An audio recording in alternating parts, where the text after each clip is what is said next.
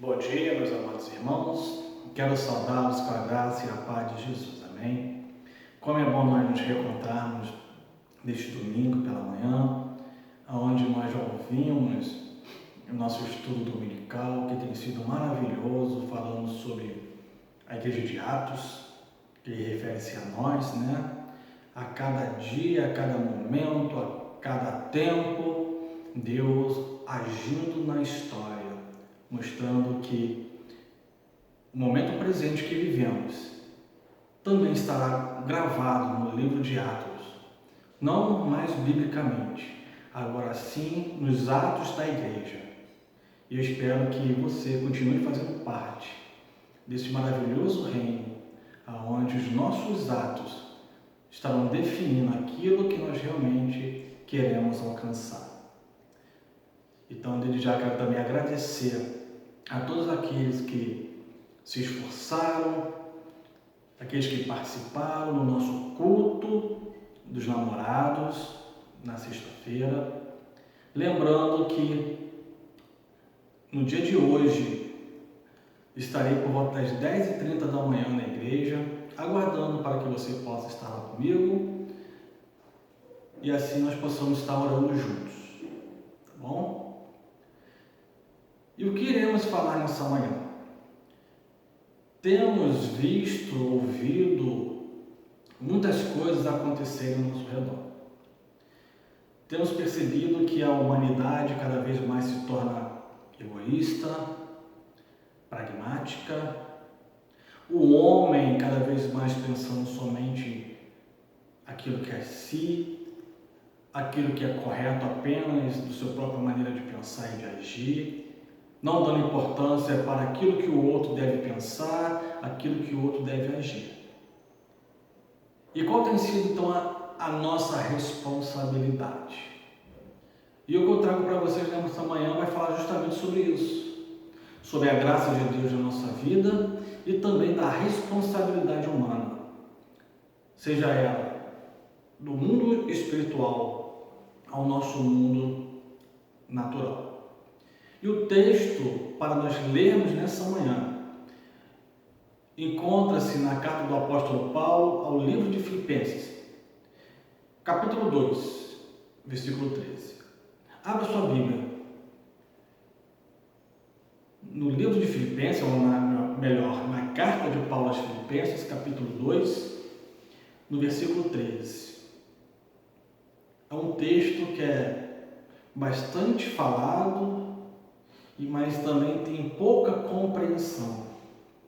Esse texto diz o seguinte: porque Deus é o que opera em vós, tanto o querer como efetuar, segundo a sua boa vontade. É Deus que opera em nós aquilo que nós desejamos fazer. O homem natural, aquele que vive a sua vida comum, aquele que tem a sua vontade, ele não consegue viver de uma forma realmente natural e nem uma forma mais livre.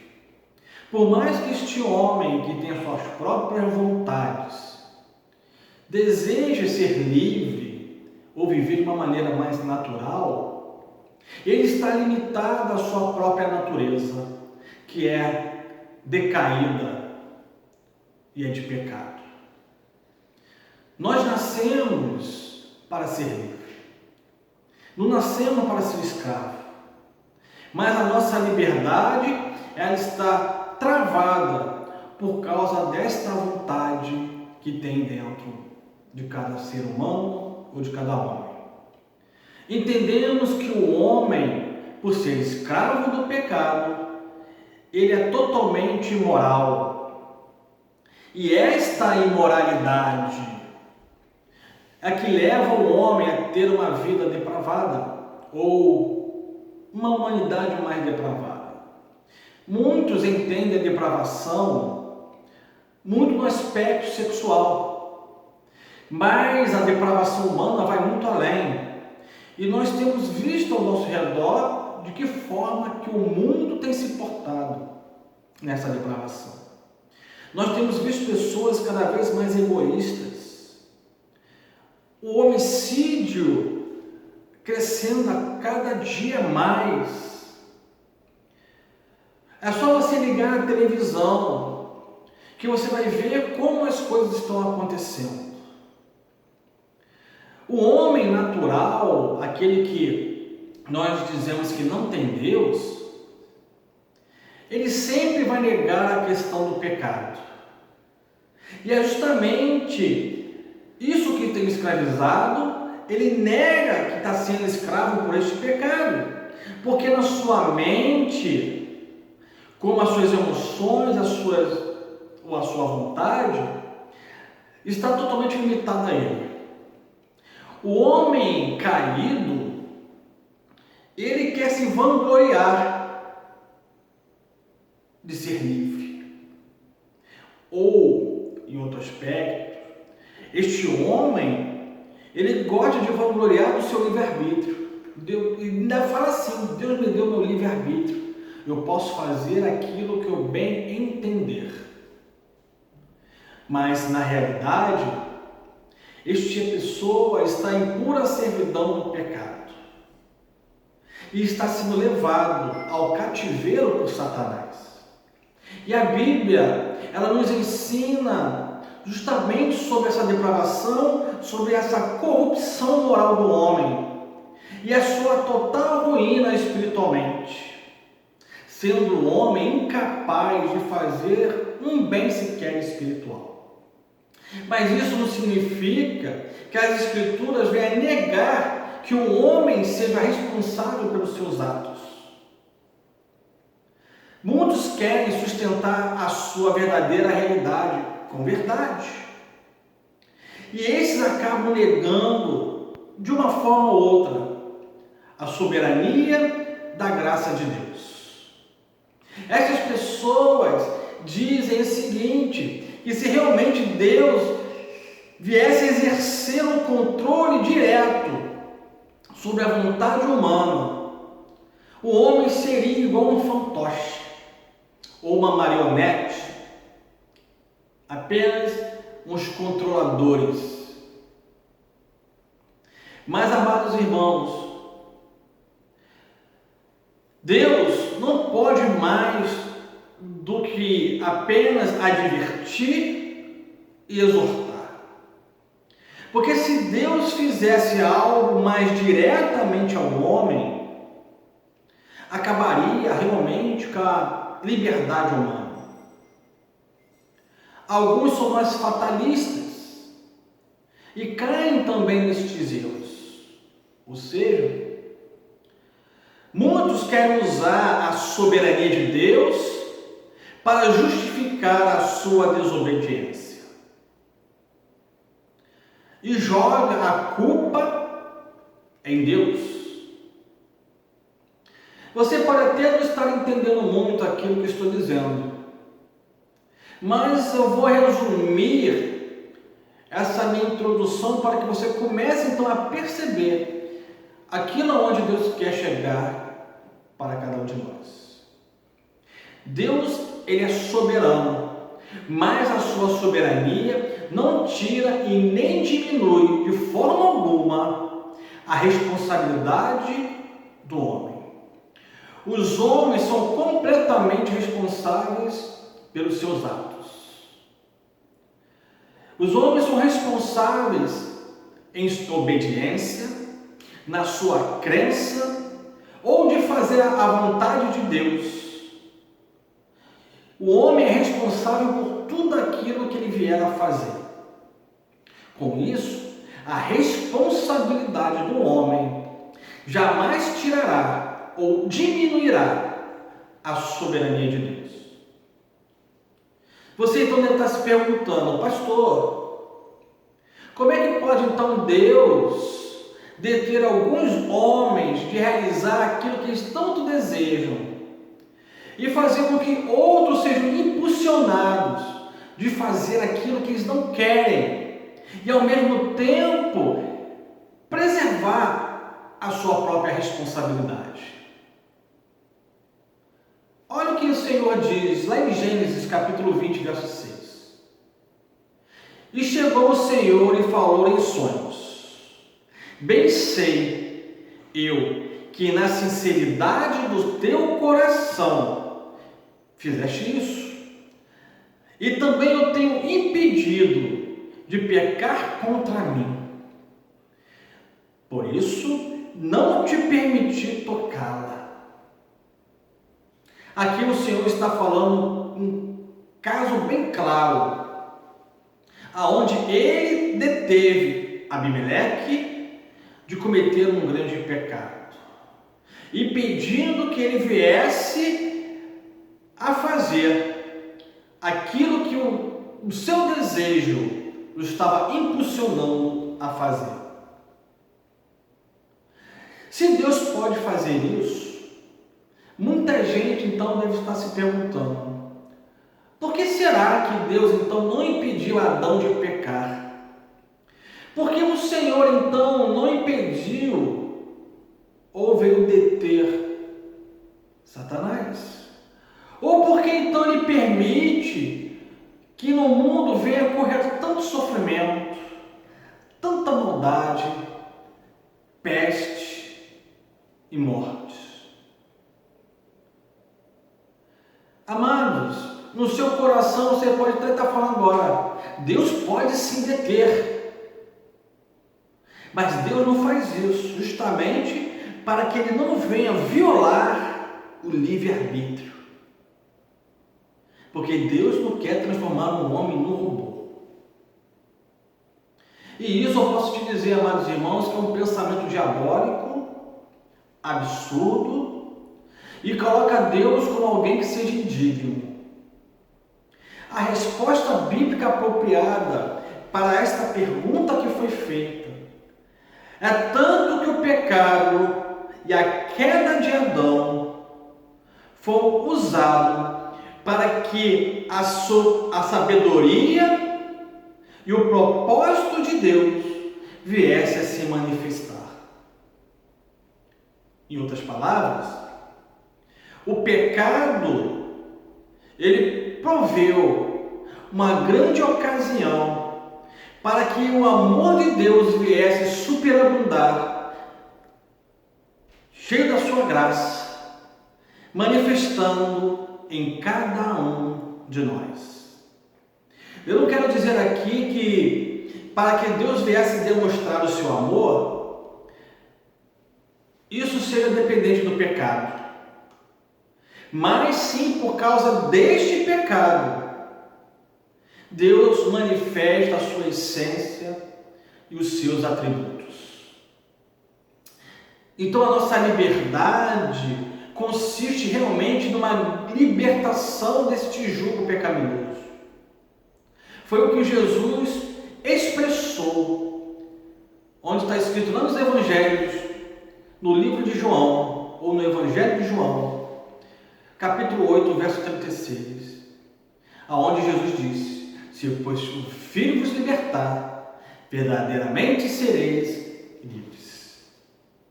Ou melhor, quanto mais a pessoa está no âmbito de ser liberada ou libertada desse controle pecaminoso, mais livre será. O homem tem uma visão errada, falsa, do que é liberdade. Ele pensa que esta liberdade é constituída justamente por serem livres para fazer o que querem, a pecar à vontade. Muitos até dizem: eu posso pecar quantas vezes sou, porque Deus está sempre de braços abertos a me receber e perdoar meus pecados. Eu posso dizer, amados irmãos, que a Bíblia afirma que o pecado não é liberdade, mas sim escravidão. Olha o que João diz no mesmo capítulo 8, volte 2 versículos, no verso 34. Disse-lhe Jesus: em verdade vos digo, que todo aquele que comete pecado é servo do pecado. Amados, Deus não pode ser tentado, como diz Tiago, no capítulo 1, verso 14. Deus não pode mentir e nem pode cometer injustiça. Então, amados, quando Deus está intervindo e vem impedir os pecados do homem, não vai diminuir a sua verdadeira liberdade. O homem já estava em escravidão. Nós já éramos escravos antes mesmo de nascer.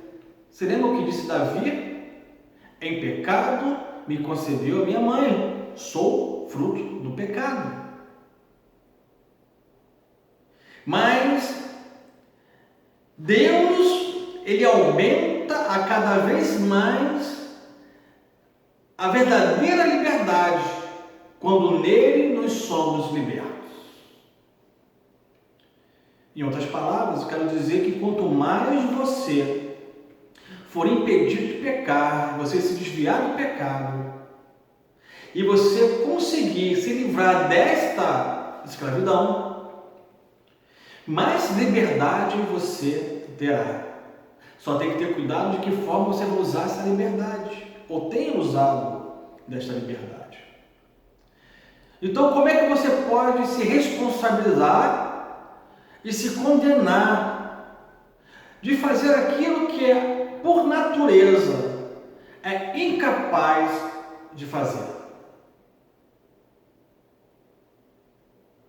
Muitos pensam que o homem seja incapaz de não ser responsável. Muitos acham que é impossível que seja tanto incapaz na sua responsabilidade. Mas apesar da nossa incapacidade, nós somos inteiramente responsáveis por aquilo que nós fazemos. É o famoso ato e consequência. Me lembra até uma brincadeira antiga que se chamava verdade e consequência. Quando você brincava, ali era feita pergunta que você tinha duas escolhas: ou falar a verdade, ou pagar uma prenda, ou sofrer uma consequência. Mas eu quero te dizer que tudo na vida vai ter sua consequência. Mesmo que você venha falar a verdade, tem sua consequência. Mas só que a consequência da verdade é que ela te traz paz. A consequência da mentira te escraviza cada vez mais. A Bíblia vai dizer o seguinte, que nós devemos amar o nosso Deus de todo o nosso coração, de toda a nossa alma, de toda a nossa mente. A Bíblia vai dizer: sede perfeito, assim como o vosso Pai Celestial é perfeito. Arrependam-se e creiam no Evangelho. Aquele homem que não é regenerado, que não se regenerou, aquele que não conheceu o Cristo, este homem é incapaz de fazer tais coisas, mas nem por isso mudará a sua responsabilidade, e mesmo assim de fazê-las. Deus não pode exigir menos que a santidade e a justiça.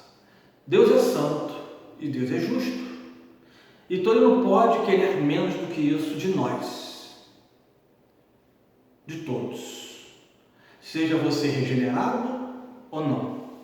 porque a santidade e a justiça de Deus é para todos. Jesus já dizia: ninguém pode chegar até Ele se assim o Pai não levar até Ele. E Jesus vai confirmar dizendo: ninguém pode chegar até Ele se assim o Pai não conceder.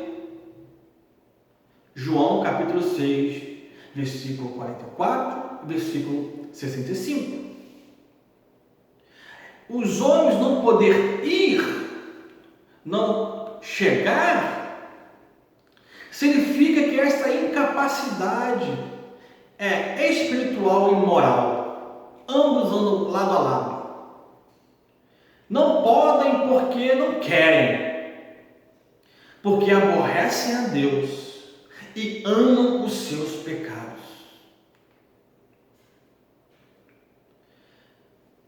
Preste atenção, não vou citar, mas vou apenas recomendar você ler o que está escrito em João, capítulo 3, versículo 19 e versículo 20. Depois faz uma comparação com aquilo que Paulo diz na sua carta aos Romanos, capítulo 8, verso 5 ao verso 8, que fala justamente sobre essa incapacidade do homem, moralmente e espiritualmente. Aí está, amados, a raiz da depravação humana.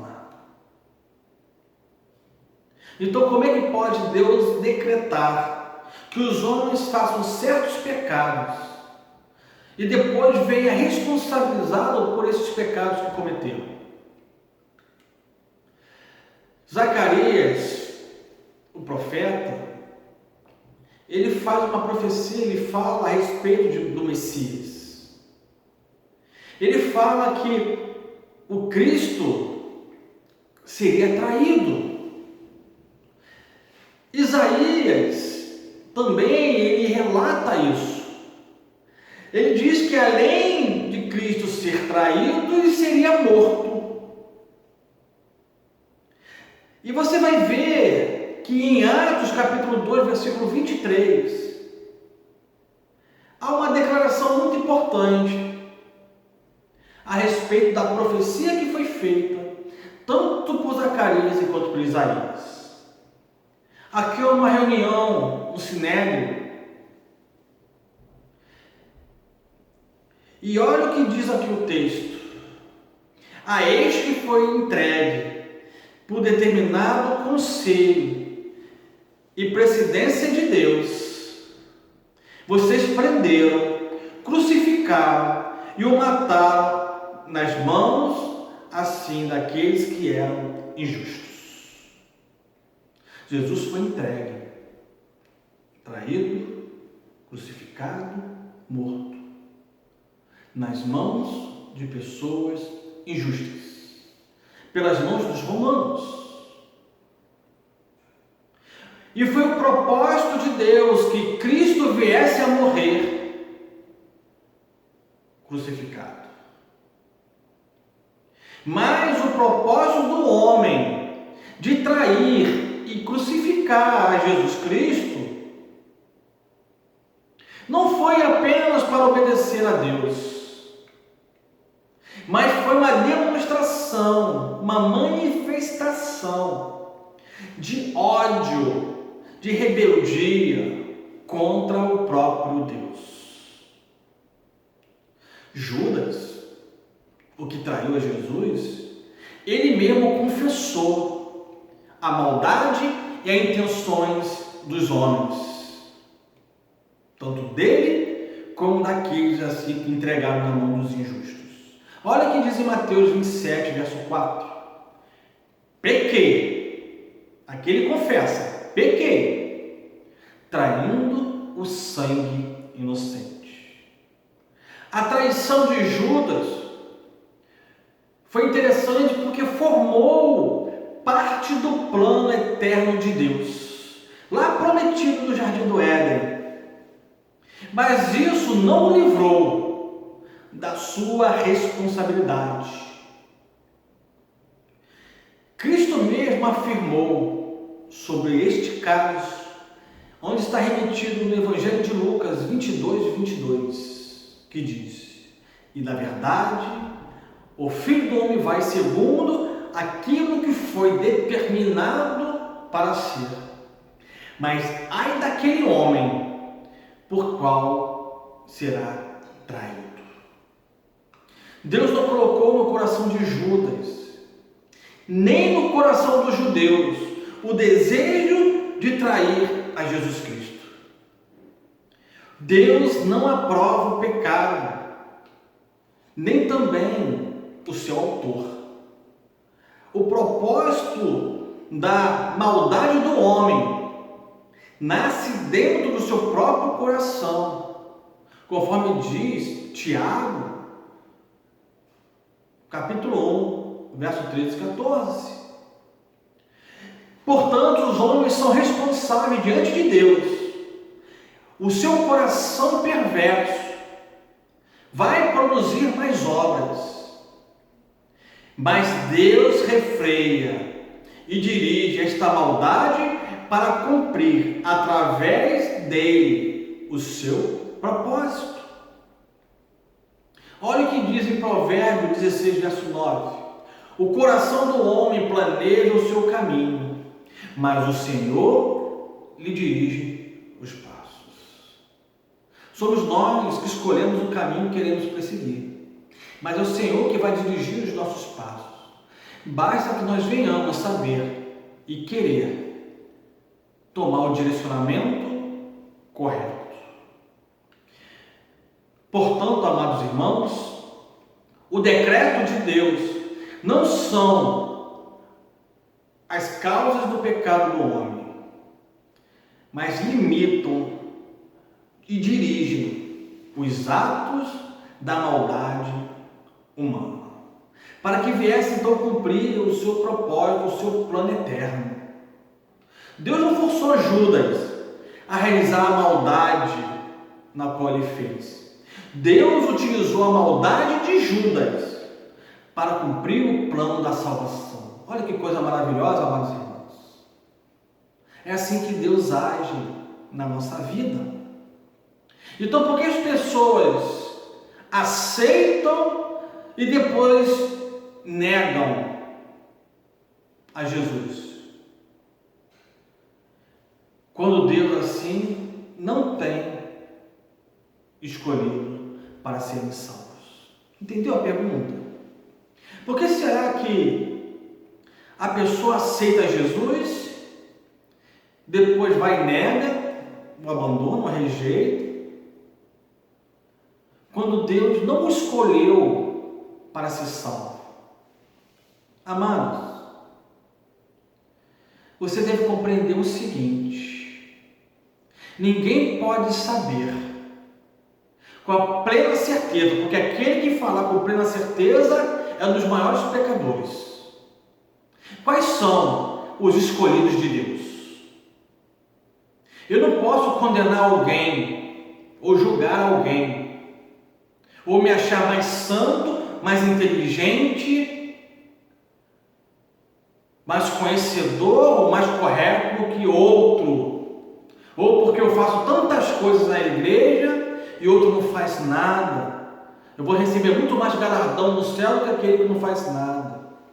Isso é hipocrisia. Você lembra o relato de Jesus?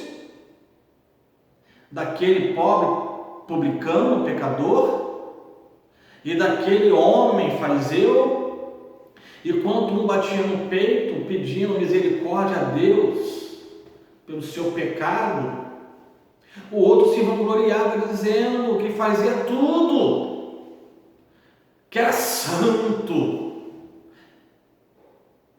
Amados,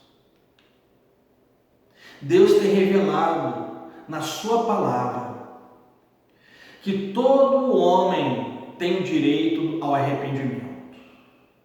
Basta crer nos evangelhos. Onde está isso? É só você ler o livro de Atos, capítulo 17, verso 30.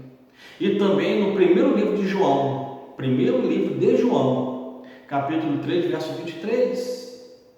As Escrituras vão dizer que todo aquele que se arrepender e crer será salvo. Não tem mais o que argumentar. Basta crer e acreditar. O fazer a mais são obras. E o que salva? O crer, o confiar, o obedecer ou as obras? Sabemos que as duas andam lado a lado, uma acompanha a outra. Mas tem muitos que preferem muito das obras. Muitos sentem saudade das obras. Enquanto que, para ser salvo, a Bíblia nos diz e nos garante, basta somente crer.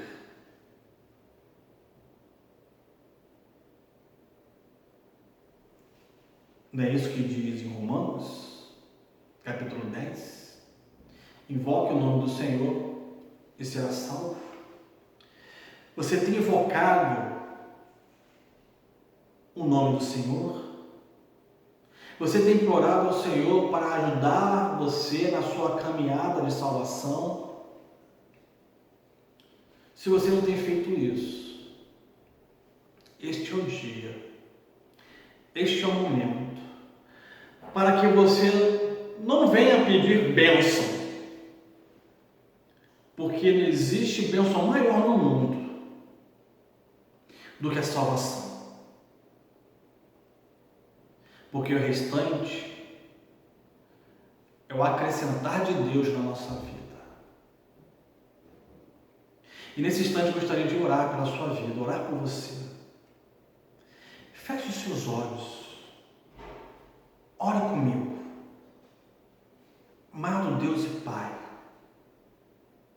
eu quero te agradecer que por mais dificuldade que eu venha a ter no meu dia a dia, por mais lutas que eu venha suportar,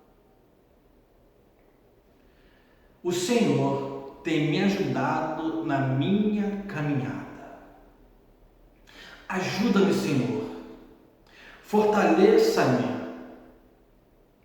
Faça que eu venha me desviar no caminho do homem mau. Porque a maldade, ó Deus, está em todos os lugares. Ajuda-me, Senhor, na minha salvação. Eu sei que a salvação depende do crer e confiar. Eu creio e eu confio. Agora, ó Pai, eu preciso do Senhor a suportar o dia a dia. Porque o Senhor disse para nós colocarmos diante do Senhor, sobre o Senhor, os nossos fardos, o nosso jugo,